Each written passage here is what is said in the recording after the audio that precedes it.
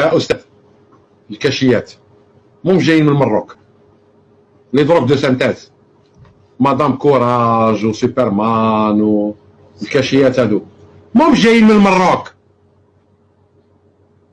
مخدومين في الجزائر. ومن ارباب الكاشيات اللي بدا هذا الترافيك هذا سعيداني وطليبائي كومباني. الكاشيات خطه ممنهجه باش تدمر الشباب الجزائري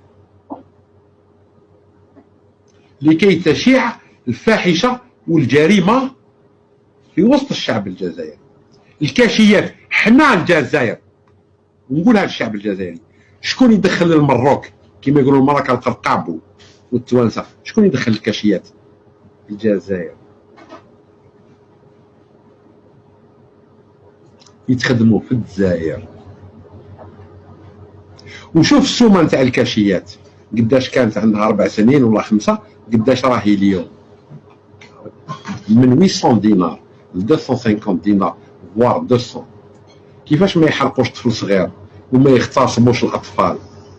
السيد بالع الكاشيات ب 20,000 قيس باك يدخل. الشركه الوحيده اللي راهي توظف في الشباب هي شركه الحبوب والمهلوسات. العروض نتاعها راهي تجي كل يوم، العروض كل يوم تظل في عمال جدد. الشركه الوحيده اللي راهي توظف لنا في الشباب هي شركه الحبوب والمهلوسات بدون شروط تعجيزيه، راها توظف ديريكت. هذه هي الشركه اللي توظف في الشباب.